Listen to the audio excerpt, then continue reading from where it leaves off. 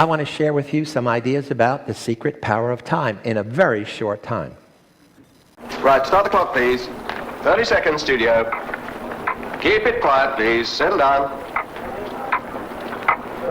It's about time. End sequence. Take one.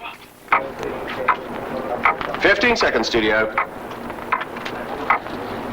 10, 9, 8, 7, 6, 5, 4, 3.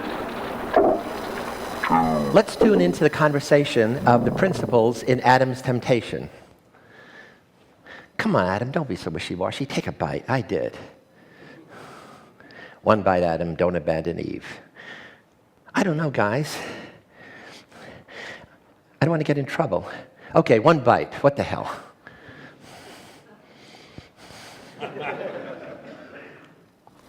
Life is temptation. It's all about yielding, resisting, yes, no, now, later, impulsive, reflective, present focus, and future focus.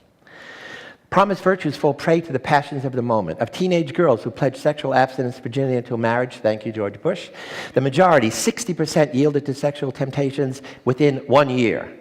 And most of them did so without using birth control.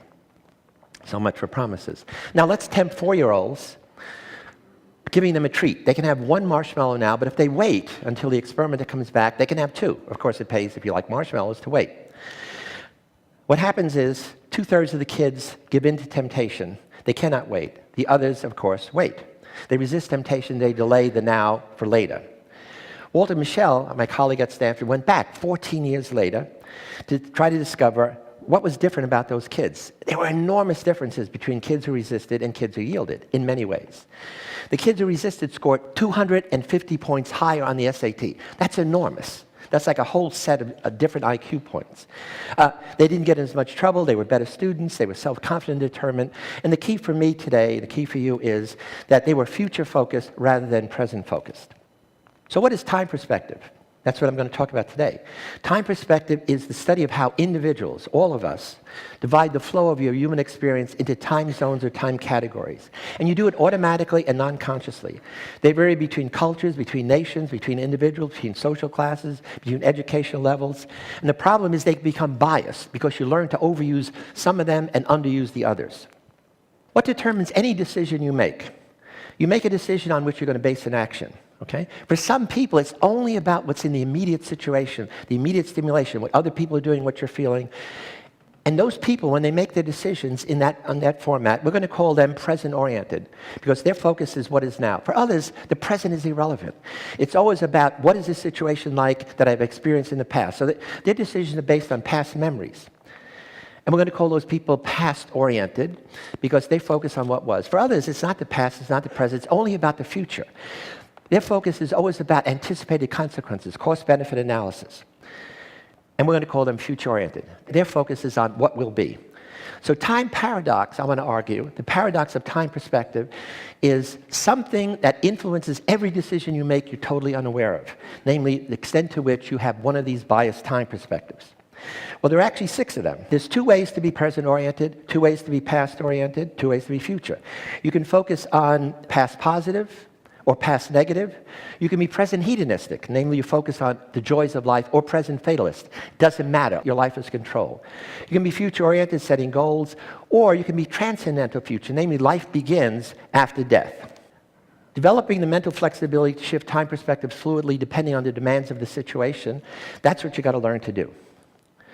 So very quickly, what's the optimal time profile? High on past positive, moderately high on future, and moderate on present hedonism, and always low on past negative and present fatalism. So the optimal temporal mix is what you get from the past. Past positive is your roots. You connect to family, identity, and yourself. What you get from the future is wings to soar to new destinations, new challenges. What you get from the present hedonism is the energy to explore yourself, places, people, sensuality. Any time perspective in excess has more negatives than positives. So what if futures sacrifice for success? They sacrifice family time, they sacrifice friend time, they sacrifice fun time, they sacrifice personal indulgence, they sacrifice hobbies, and they sacrifice sleep. So it affects their health. And they live for work, achievement, and control. I'm sure that resonates with some of the testers. and it resonated for me. I grew up as a poor kid in South Bronx ghetto, a Sicilian family. Everybody lived in the past and present. I'm here as a future-oriented person who went over the top, who did all these sacrifices because teachers intervened and made me future-oriented, told me, don't eat that marshmallow because if you wait, you're going to get 2 of them. Until I learned to balance out. So I stopped, I've added present hedonism, I've added a focus on the past positive. And so at 76 years old, I am more energetic than ever, more productive, and I'm happier than I have ever been. I just want to say we're applying this to many world problems, changing dropout rates of school kids, combating addictions, enhancing teen health, curing vets' PTSD with time metaphors, getting miracle cures, promoting sustainability and conservation, reducing physical rehabilitation with a 50% dropout rate, altering appeals to suicidal terrorists, and modifying family conflicts as time zone clashes.